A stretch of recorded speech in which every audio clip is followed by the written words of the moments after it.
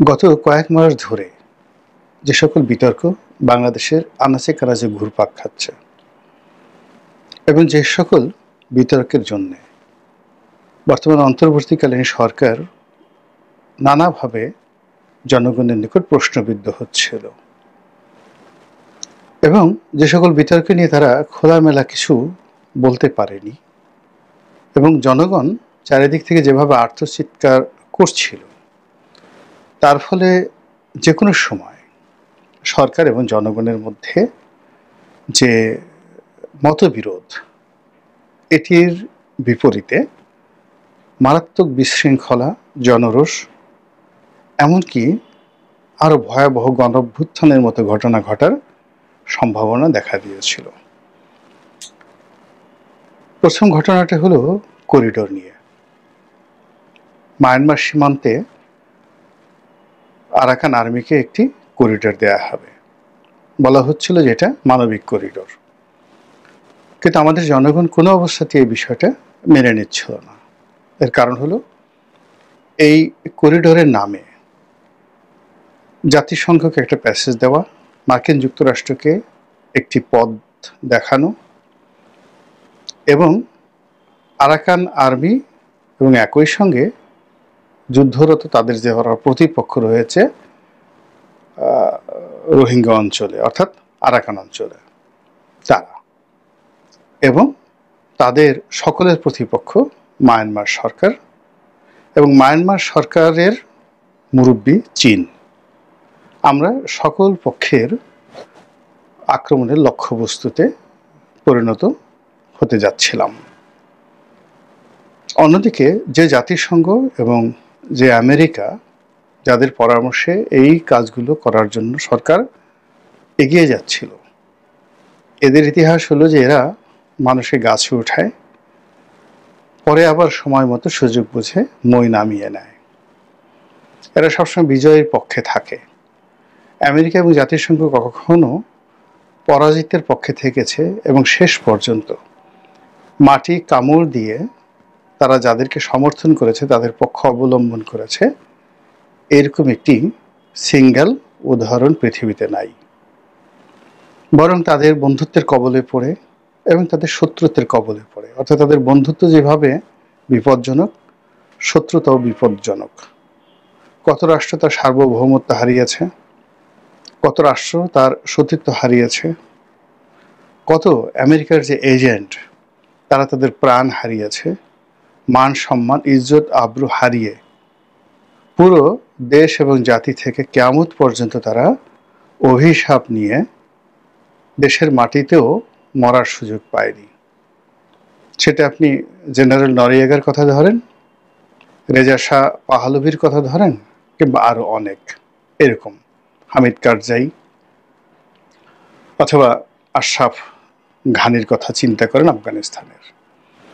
তো এ সকল জীবন্ত এবং বাস্তব উদাহরণ আমাদের কাছে থাকার কারণে আমরা কোনো অবস্থাতেই করিডোর নিয়ে সরকারকে সমর্থন দিতে পারিনি, জাতিসংঘকে সমর্থন দিতে পারিনি এবং যাকে বলা হয় আমেরিকাকেও সমর্থন দিতে পারিনি।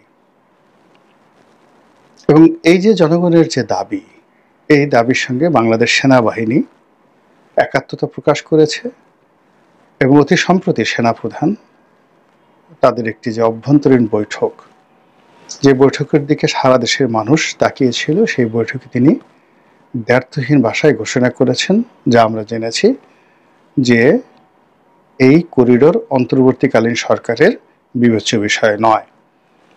এটি এত একটা গুরুত্বপূর্ণ বিষয় এবং এর সঙ্গে জনগণের স্বার্থ এমনভাবে জড়িত, কেবলই মাত্র একটি নির্বাচিত সরকার এই কাজটি করতে পারে। কাজেই সেনাপ্রধানের এই বক্তব্যের পর বর্তমান সরকার এদিকে এগোবেন আমার কাছে মনে হচ্ছে না। সেক্ষেত্রে দুটো হতে পারে, সরকার টিকে যাবে, অর্থাৎ এই কাজটি করবে, কিন্তু সেনাপ্রধান থাকবে না। অর্থাৎ সেনাবাহিনীতে যদি সরকারের মদতপুষ্ট লোককে বসানো যায়, তাহলে সরকার তার জিদ পূর্ণ করার জন্য চেষ্টা করতে পারে। তখন জনগণ এবং সরকার মুখোমুখি হবে এবং যুদ্ধের বা প্রতিদ্বন্দ্বিতার বা মতবিরোধের জায়গাটিতে কারা জয়ী হবে সেটা সময় হলে দেখা যাবে। কিন্তু যেহেতু এখন মধ্যস্থতাকারী রূপে বা মধ্যে পাহাড় রূপে সেনাবাহিনী যে বাধা তৈরি করেছে, সেই বাধা আপাতত এই সরকার অতিক্রম করতে পারবে না। একইভাবে আরেকটি বিষয়, সেটি হলো চট্টগ্রাম বন্দর। চট্টগ্রাম বন্দরের লিজ দেওয়া বা এটিকে বিদেশি অপারেটরদের হাতে তুলে দেওয়া, বন্দরকে আধুনিকায়নের নামে বিল্ড, ওন্ড অ্যান্ড ট্রান্সফার, এই পদ্ধতিতে বিদেশিদের হাতে দেওয়ার ব্যাপারে পুরো বাংলাদেশ ক্ষোভে এবং বিক্ষোভে ফেটে পড়েছে।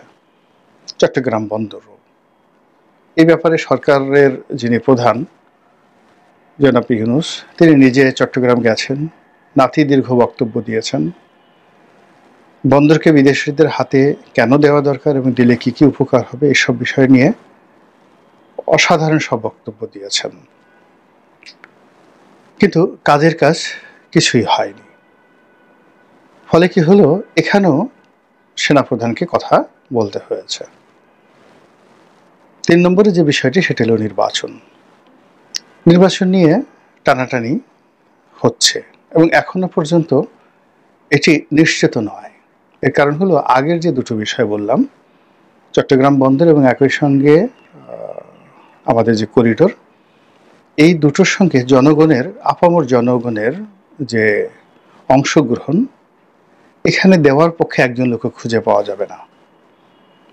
ফলে সেনাবাহিনী এখানে যা কিছু করবে বা বলবে, তার সঙ্গে সকল জনগণ ঝাঁপিয়ে পড়তে বাধ্য হয় এবং সরকার এটাকে চ্যালেঞ্জ জানিয়ে 1 মিনিটও টিকতে পারবে না।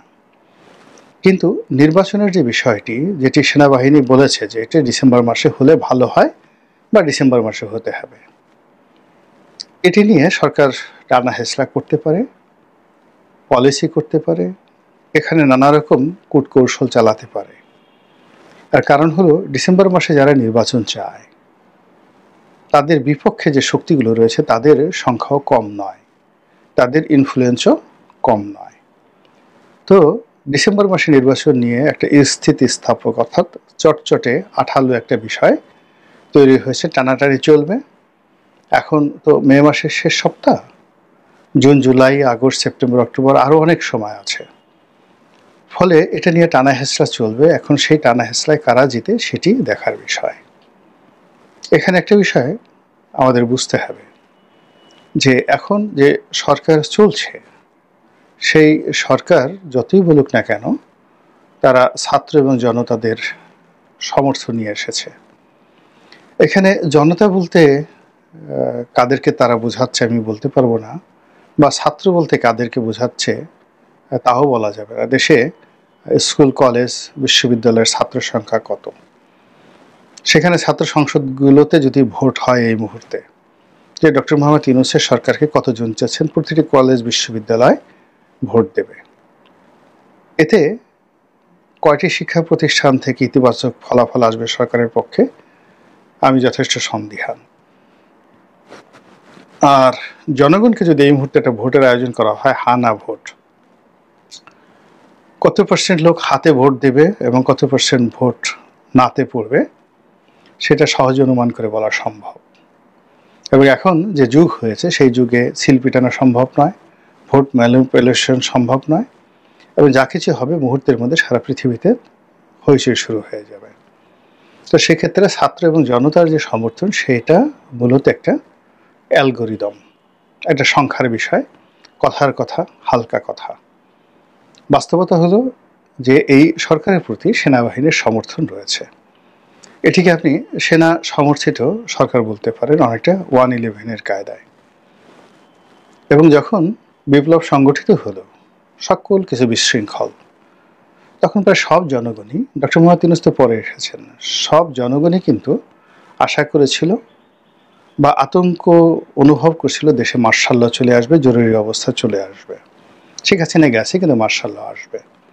কিন্তু সেনাপ্রধান যখন নিজের অনাগ্রহ দেখালেন এবং স্বতঃস্ফূর্তভাবে তিনি রাজনীতিবিদদের সঙ্গে বৈঠকে বসলেন এবং অত্যন্ত দৃঢ়তার সঙ্গে নিজের অনিচ্ছা সত্ত্বেও, যেটা পরবর্তীতে প্রকাশ পেয়েছে, ডক্টর মোহাম্মদ ইউনূসকে মেনে নিলেন অন্তর্বর্তীকালীন সরকারের প্রধান হিসেবে।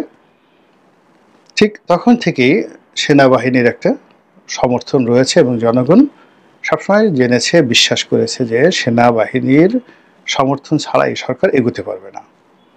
মাঠে সেনাবাহিনী আছে, পরবর্তীতে তাদের হাতকে শক্তিশালী করার জন্য ম্যাজিস্ট্রেসি পাওয়ার দেওয়া হয়েছে, কিন্তু পুরো সমাজের যে বিশৃঙ্খলা, এখানে ম্যাজিস্ট্রেসি পাওয়ার প্রয়োগ করে সেনাবাহিনী যদি তাদের কর্মকাণ্ড শুরু করে, তাহলে একটা জগাখিচুড়ি শুরু হয়ে যাবে। এর কারণ হলো, মাঠে যারা মব তৈরি করছে, যারা সন্ত্রাস করছে, যারা চাঁদাবাজি করছে, তাদেরকে যদি ধরা হয়, তাহলে বিশাল শ্রেণীর মানুষ তারা বলার চেষ্টা করবে যে এই সেনাবাহিনী আওয়ামী লীগের মদতপুষ্ট সেনাবাহিনী। তারা আওয়ামী লীগের লোকজনকে ধরবে, তা না ধরে বিএনপির লোক, জামাতের লোক, তারপরে এনসিপির লোক, সমন্বয়কদেরকে ধরছে, ডক্টর মোহাম্মদ ইউনূসের আত্মীয় স্বজনকে ধরছে, ইত্যাদি ইত্যাদি কথাবার্তা বলবে।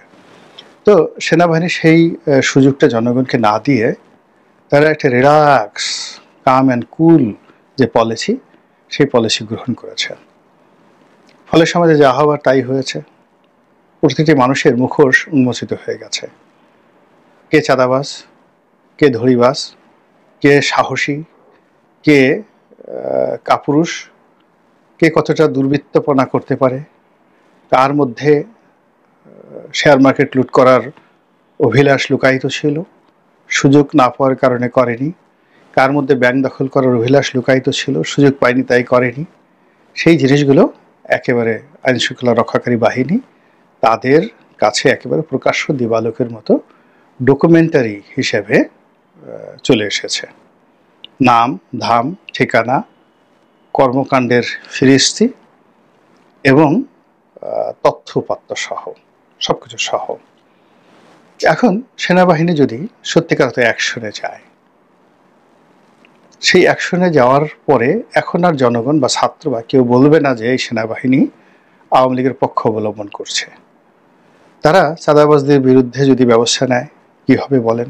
দখলদারদের বিরুদ্ধে, যারা মব তৈরি করে, এই তিনটা জায়গাতে যাবে।